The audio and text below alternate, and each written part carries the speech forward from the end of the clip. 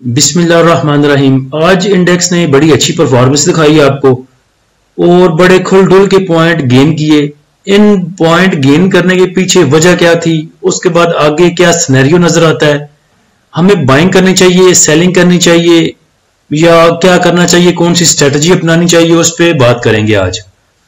पहले जरा इंडेक्स के लेवल देख लें, उसके बाद आगे चलते हैं।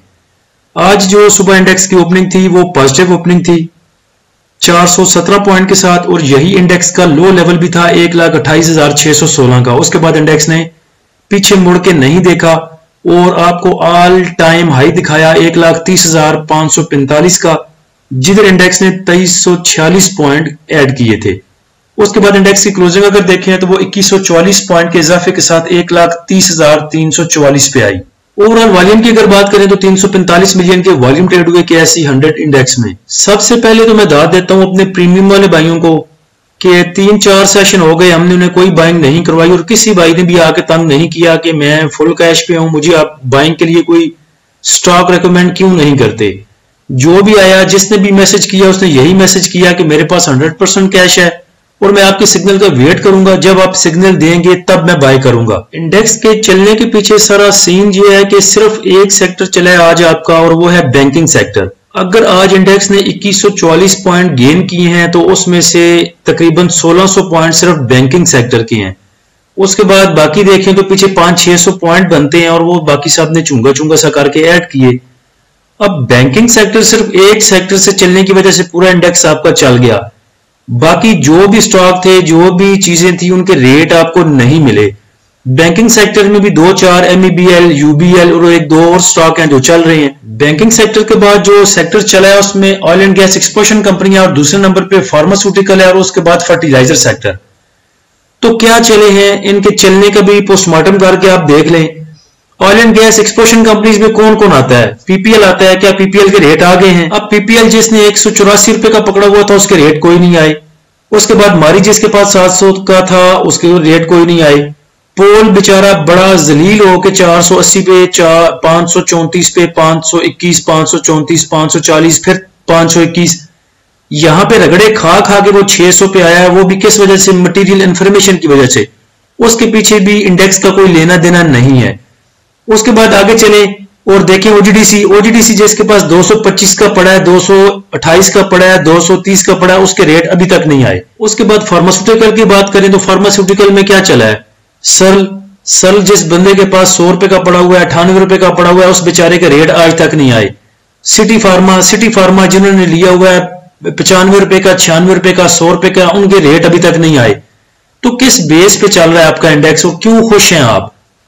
ऐसे ब्रोकर लोगों की काले आ रही हैं, फलां उठा लें, PSX उठा लें, IBHL उठा लें, फलां उठा, इतने ब्रोकर लोगों की काले आ रही हैं, उठा लो, जैसे पता नहीं कौन सा आपका इंडेक्स जो है वो रॉकेट बन गया है और जाके चांद में घुसने लगा। अभी इंडेक्स की मिसाल अभी वैसे मरासी की तरह है जिसने दावत की थी और सबको बिठा दिया था अपनी अपनी जगह पे और बड़े चक्कर शक्कर लगा रहा था। तो चौधरी ने पूछा मरासी से कि कुछ खुआएं पियाएंगा भी या बस तेरिया होनियां जानियां वेखिए।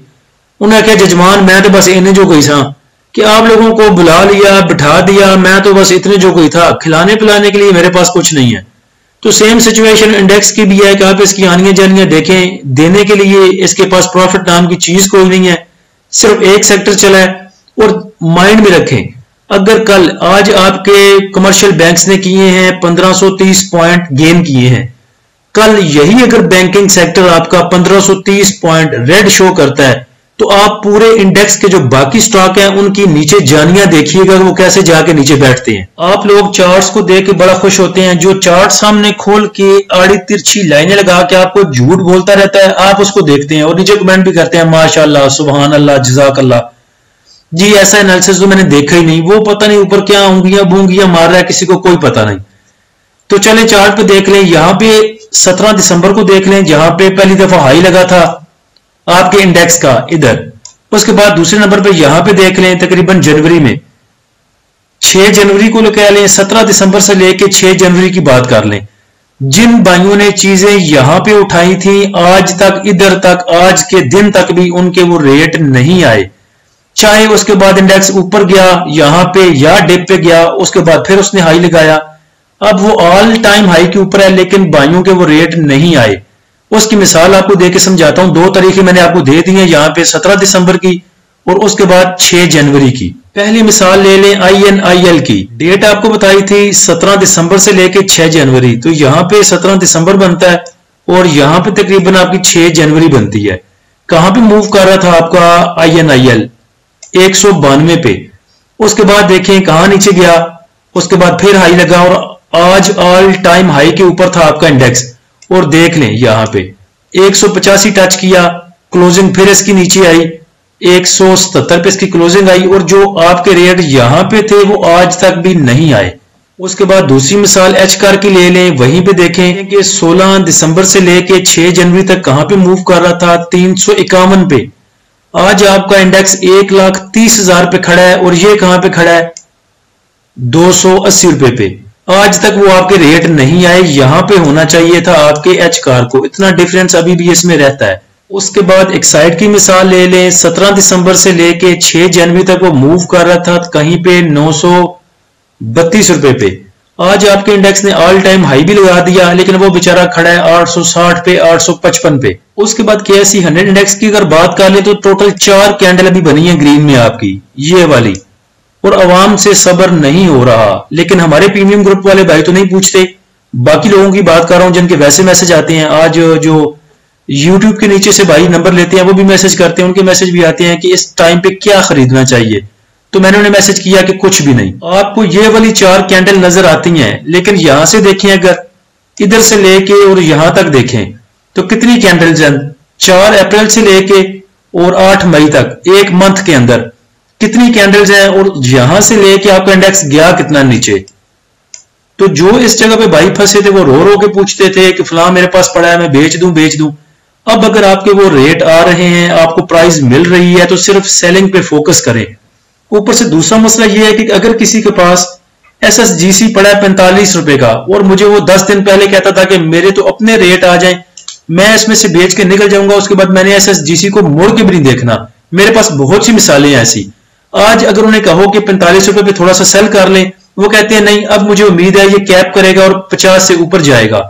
तो ये सेम थिंकिंग है, इंसान लालची है और वही लालच सब लोगों में पाई जाती है। लेकिन इंडेक्स की सिचुएशन आपके सामने रख दी, स्टॉक की सिचुएशन आपके सामने रख दी, एक ही सेक्टर आपका चला है बैंकिंग सेक्टर, उसकी बेस पे क्या आपने बाय करना है और क्या सेल करना है। अगर आपके पास टोटल कैश है तो 10% के साथ आप डे ट्रेड कर लिया करें, स्कैल्पिंग कर लिया करें। टॉप एक्टिव स्टॉक में आज देखें अगर तो WTL में सबसे ज्यादा वॉल्यूम जनरेट हुए तकरीबन 90 मिलियन के। उसके बाद टॉप एक्टिव स्टॉक में बैंक ऑफ पंजाब, कॉसम, SSGC, ICIBL, BML, FNEL, PMI, city pharma और सर्ल। मुझे पता है कि कैश पास हो तो सब्र करना मुश्किल है, लेकिन अगर सब्र करें तो उसका फायदा क्या होता है वो देख लें। आपने यहां पे ऑल टाइम पे हाई बाय किया था, तब आपका इंडेक्स ऑल टाइम हाई के ऊपर था और आज तक आप वेट कर रहे हैं तकरीबन 6 माह से। यही अगर आपने यहां पे ना बाय किया होता, कैश अपने पास रखी होती, यहां पे जाके बाय किया जा सकता था और सिर्फ 4, 5, 10 दिन के अंदर इतना प्रॉफिट कमाया जा सकता था। कैश भी वापस आ जानी थी यहां पे, वही कैश यहां पे दोबारा यूज हो सकती थी और 3, 4, 5 दिन के बाद यहां जाके वो कैश भी वापस आ जानी थी और आपकी सोच से ज्यादा प्रॉफिट आपको मिलना था। उसके बाद वही जो फ्री कैश हुई थी यहां पे जाके यूज हो सकती थी और यहां पे जाके टोटल कैश भी वापस आ सकती थी और यहां पे भी जो प्रॉफिट होना था वो भी आपकी सोच से ज्यादा होना था। इसके बरक्स आपने क्या किया, यहां पे स्टॉक होके बैठ गए, 6 माह हो गए। जो चीज आपने यहां पे ली थी, यहां नीचे जाने पे आपने वेट किया और यहां पे आके अभी वो मुश्किल से आपके पैसे पूरे कर रही है। यानी कि जो यहां पे पैसे लगाए थे वो यहां पे जाके पूरे नहीं हो रहे, जबकि यहां पे अगर पैसे लगाए होते 1, 2, 3 जगह पे तो आपका प्रॉफिट आपकी सोच से ज्यादा होना था। तो आप देख लें कि आपने सब्र करना है या जो गलतियां पीछे की थी वो दोबारा दोहरानी है।